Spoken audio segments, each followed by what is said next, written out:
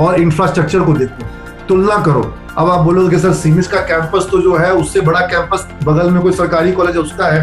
Campus हो सकता है बड़ा है, लेकिन जब टूर्नामेंट होता है तो स्टेडियम हम बड़ा लेते हैं, जो कि हम पाटलिपुत्रा स्टेडियम में टूर्नामेंट कराते हैं। Pataliputra indoor plus Pataliputra outdoor ले लेते हैं, मोइनुल हक स्टेडियम ले लेते हैं।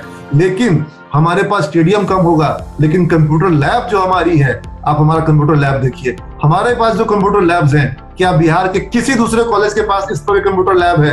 क्या इस तरह के कंप्यूटर में सॉफ्टवेयर हैं? क्या इस तरह के सिस्टम्स हैं? क्या ऐसी लाइब्रेरी है? जैसा हमारे पास ऑडिटोरियम है, जैसे हाईटेक क्लासरूम है, जहाँ क्लासरूम की सुविधा है, हमारा एक एक क्लासरूम एयर कंडीशनड है। एक भी क्लासरूम सिमेज में ऐसा नहीं है जो एयर कंडीशन ना हो। हर क्लास के बाहर जो है water purifier, water cooler, CCTV, UPS, genset, generator, क्या ये सारी सुविधाएं दूसरे कॉलेजेस में है? क्या उनके जिन कॉलेजों में आप जा रहे हैं, क्या वहां क्लासरूम में एसी है? अब आप पसीना बहाते बहाते कॉपी पे पसीना का बूंद टपक रहा हो और वैसे में आप अच्छी पढ़ाई कर पाइएगा?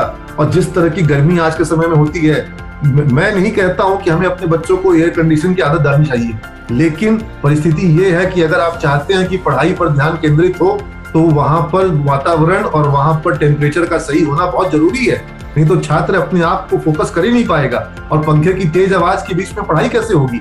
तो वहां पर एयर कंडीशनिंग का होना जो है वो अपने आप में बहुत जरूरी है। और इंफ्रास्ट्रक्चर का होना, ओवरऑल इंफ्रास्ट्रक्चर का होना। और सरकारी कॉलेजों में क्या है, भवन तो बहुत है, लेकिन वोकेशनल का बिल्डिंग कितना बड़ा है? वो तो मैथ डिपार्टमेंट में चल रहा है बीसीए डिपार्टमेंट, फिजिक्स डिपार्टमेंट में चल रहा है बीसीए डिपार्टमेंट, इकोनॉमिक्स का जो डिपार्टमेंट है उसी में चल रहा है बीबीए डिपार्टमेंट। तो ऐसे इकोनॉमिक्स में और अकाउंट्स में बीबीए चलाने से उसका अपना डिपार्टमेंट का है, अपनी लाइब्रेरी, अपना लैब, अपने क्लासरूम, अपने टीचर, अपने प्रोफेसर, ये सब है ही नहीं। तो फिर सरकारी कॉलेज का फायदा क्या हुआ? एक चीज मैं हमेशा कहता हूं कि सिर्फ नॉलेज पे फोकस नहीं करना चाहिए। नॉलेज तो चाहिए ही, लेकिन साथ में स्किल चाहिए।